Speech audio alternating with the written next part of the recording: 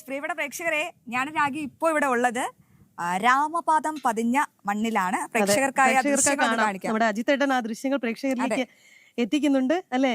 അതെ, തീർച്ചയായും. രാഗി ജടായുവിനെ കാണാൻ എത്തിയപ്പോൾ, അല്ലെങ്കിൽ തന്റെ സീത എവിടെ പോയി ജടായു എന്ന് ചോദിക്കുന്ന വേളയിൽ അദ്ദേഹം ഇവിടെ എത്തുകയും ആദ്യം അദ്ദേഹത്തിന്റെ കാല് പതിഞ്ഞ മണ്ണ്, ആ ഇടം, ആ പാറയാണ് അല്ലേ? അതെ, ഇന്നും അതുപോലെ സംരക്ഷിച്ചു പോരുകയാണ് എന്നുള്ളതാണ് നമുക്ക് ആ ദൃശ്യങ്ങളിൽ വളരെ വ്യക്തമായി തന്നെ കാണാം അല്ലെ?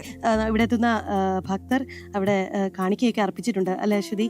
വിളക്ക് കൊളുത്തി നമുക്ക് ആ ഒരു പൈതൃകം അത് അതേപടി നമ്മൾ സൂക്ഷിക്കുകയാണ് എന്നുള്ളതാണ്. രാഗി, മറ്റൊരു കാര്യം എന്താണെന്ന് അറിയാവോ? ഈ രാമായണം പഠിപ്പിക്കുന്ന മറ്റൊരു കാര്യം കൂടിയുണ്ട്, ജീവിതത്തിൽ ക്ഷമ അത് എത്രത്തോളം വേണമെന്ന്. കാരണം രാമൻ വനവാസത്തിലും സീത അശോകവനത്തിലും കാണിച്ച ക്ഷമ അത് നമുക്ക് എപ്പോഴും പാഠമാക്കാവുന്നതാണ് കേട്ടോ. ആ ക്ഷമയുടെ ശക്തി വളരെ പ്രധാനപ്പെട്ട ഒരു കാര്യം തന്നെയാണ്. ഒരുപാട് പ്രതിസന്ധികൾ ഇങ്ങനെ നമ്മളെ വിടാതെ വേട്ടയാടും അല്ലെ? ആ സമയങ്ങളിലെല്ലാം തന്നെ ക്ഷമ മുറുകെ പിടിച്ച് നമ്മൾ ധർമ്മത്തിനൊപ്പമാണ് എങ്കിൽ ആ ധർമ്മം നമുക്കൊപ്പം വിജയം കൊണ്ടുവരും അല്ലെ?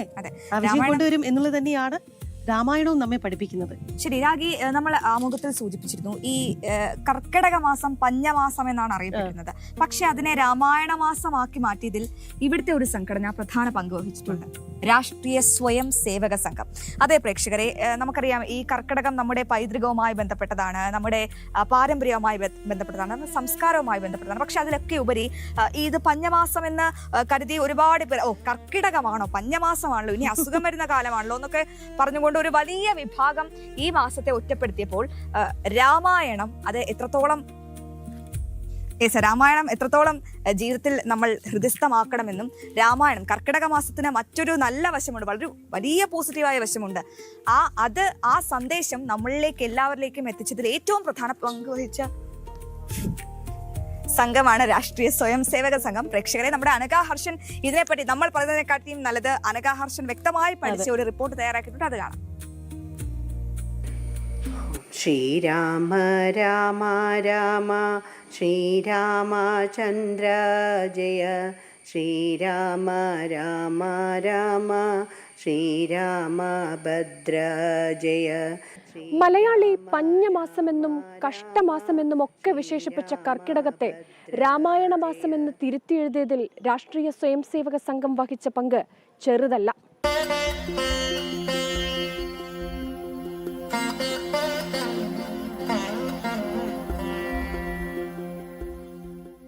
കർക്കിടക മാസത്തിലെ രാമായണ പാരായണം കേരളത്തിന്റെ നൂറ്റാണ്ടുകൾ പഴക്കമുള്ള ആത്മീയ പാരമ്പര്യമാണെങ്കിലും രാമായണ മാസാചരണം എന്ന ആശയം ആദ്യം മുന്നോട്ട് വെച്ചത് രാഷ്ട്രീയ സ്വയം സേവക സംഘമായിരുന്നു.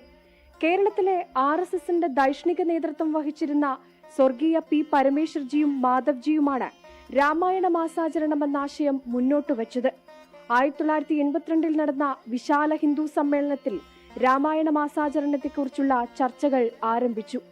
1982 എറണാകുളത്ത് വെച്ച് നടന്ന വിശാല ഹിന്ദു സമ്മേളനം, ആ സമ്മേളനത്തോടനുബന്ധിച്ച് നടന്ന പ്രതിനിധി സംഗമത്തിൽ സ്വർഗീയ P പരമേശ്വർജിയും സ്വർഗീയ മാധവജിയുമൊക്കെ സാമൂഹ്യ പരിഷ്കരണത്തിന്, ഹിന്ദു നവോത്ഥാനത്തിന് ഹിന്ദുക്കൾ നാം ഒന്നാണേ എന്ന് പാടിയതുകൊണ്ട് മാത്രം കാര്യമില്ല, അത് പ്രവൃത്തിയിൽ വരുത്തുവാൻ ഏറ്റവും ഉചിതമായ മാർഗം മലയാള ഭാഷയുടെ പിതാവ് ആയ എഴുത്തച്ഛൻ്റെ അധ്യാത്മരാമായണത്തെ പുനരാനയിക്കുകയാണ്.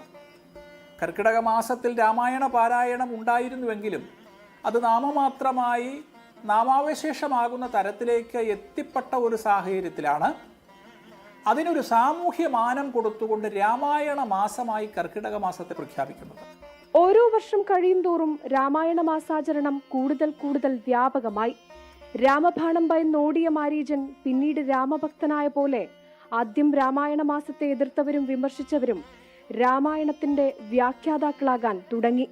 രാമായണ മാസത്തെ വിമർശിച്ച് ലേഖനമെഴുതിയ പത്രങ്ങൾ ഇപ്പോൾ 30 ദിവസവും രാമായണ സാരം മുടങ്ങാതെ വായനക്കാരിൽ എത്തിക്കുന്നവരായി മാറി.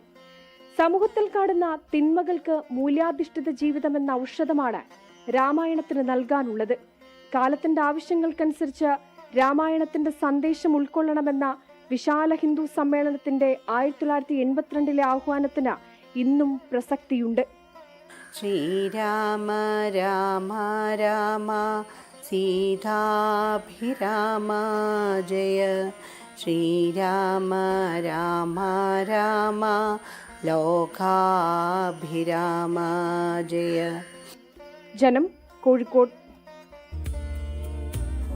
രാഗി, ഈ രാമായണത്തിൽ ഈ സഹോദര സ്നേഹത്തെ പറ്റി, ഭാര്യ ഭർത്തൃ വിശ്വസ്തതയെ പറ്റി, അല്ലെങ്കിൽ പിതൃസ്നേഹത്തെ പറ്റി, അങ്ങനെ എല്ലാ ഗുരുഭക്തി, ഇതെല്ലാം നമുക്ക് പഠിപ്പിച്ചു തരുന്ന ഒരു ഇതിഹാസം കൂടിയാണ് രാമായണം എന്ന് പറയുന്നത്.